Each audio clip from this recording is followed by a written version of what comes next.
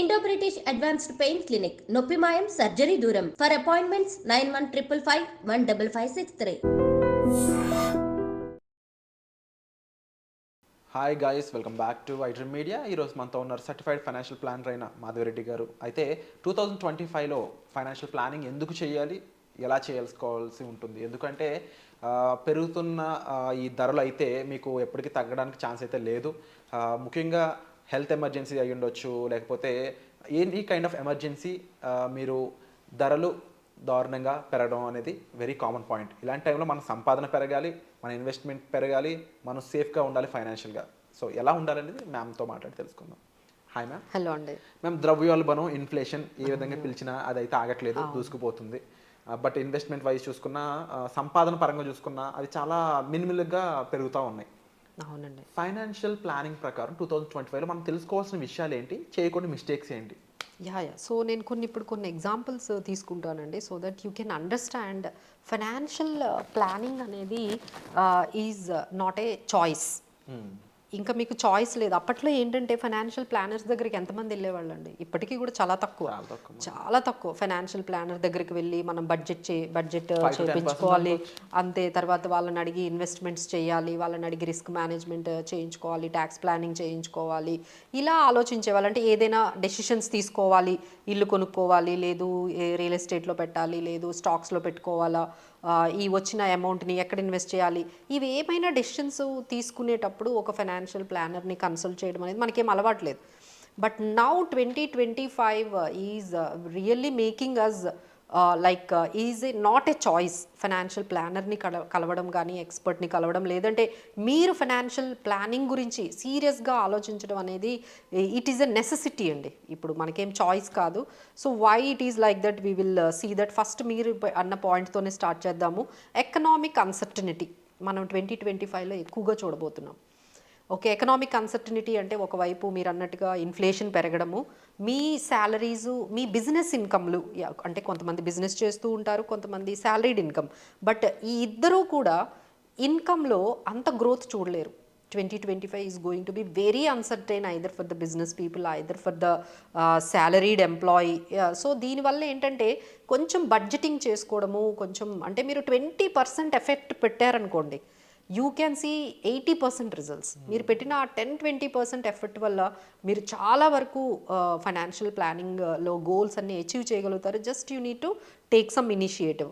అది ఒకటండి. నెక్స్ట్ ఏంటంటే టెక్నాలజీ ఎంత పాజిటివ్గా అయ్యిందో ఇయర్ అంత నెగిటివ్గా కాబోతుందండి. ఎందుకంటే people are using different platforms. అది ఐదర్ ఆన్లైన్ షాపింగ్ కానీ, ఈవెన్ ఇన్వెస్ట్మెంట్స్ అన్నిటికి కూడా మనం యాప్స్ యూజ్ చేస్తున్నాము.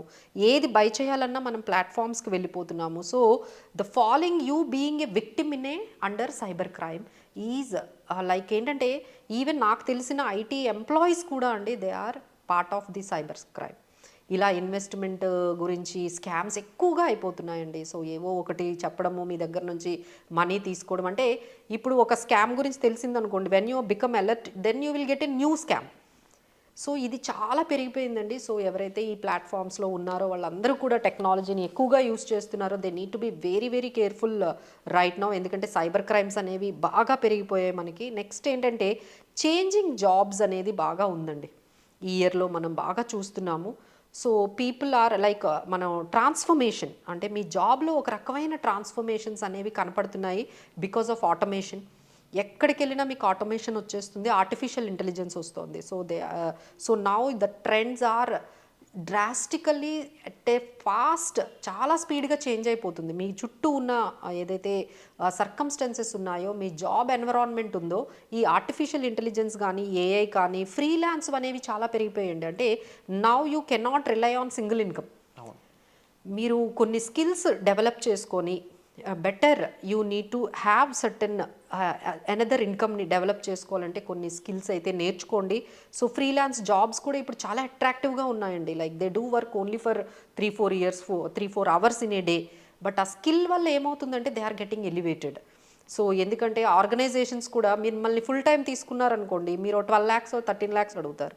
అదే మీరు ఒక 2-3 అవర్స్నే మీకు పే చేసి వాళ్ళకి కావాల్సిన వర్క్ చేయించుకుంటున్నారు. So that kind of changes we are seeing in this job.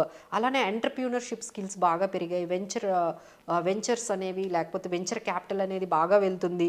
So these are all making your job very uncertain. So మీ జాబ్స్ అయితే మాత్రం కొంచెం అన్సర్టనిటీ అయితే ఎక్కువగా పెరిగిందండి ప్రొఫెషనల్స్లో. So definitely you need a strong financial planning, strong financial base ఉన్నట్లయితే ఇలాంటివి ఎన్ని ప్రాబ్లమ్స్ వచ్చినా you can be resilient to all these ups and downs that is coming in your professional life.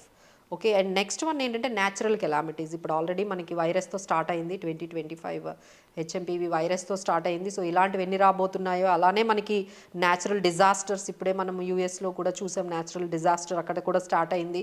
అలానే జియో పొలిటికల్ టెన్షన్స్ కూడా ఉన్నాయి. So the 2025 year is full of natural calamities and pandemic or geopolitical tensions. ఇలాంటి సిచ్యువేషన్స్లో మనం ఏంటంటే right health insurance తీసుకున్నామా, right life insurance తీసుకున్నామా లేదా, so that we can secure our family who are depending on your income.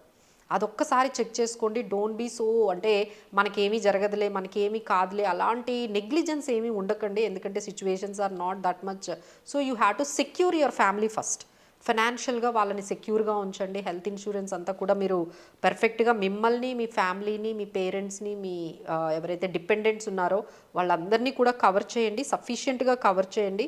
And next one ఏంటంటే personalised life కూడా చాలా డ్రాస్టిక్గా చేంజ్ అయిందండి. అంటే like people are now early retirement గురించి ఎక్కువగా మాట్లాడుతున్నారు.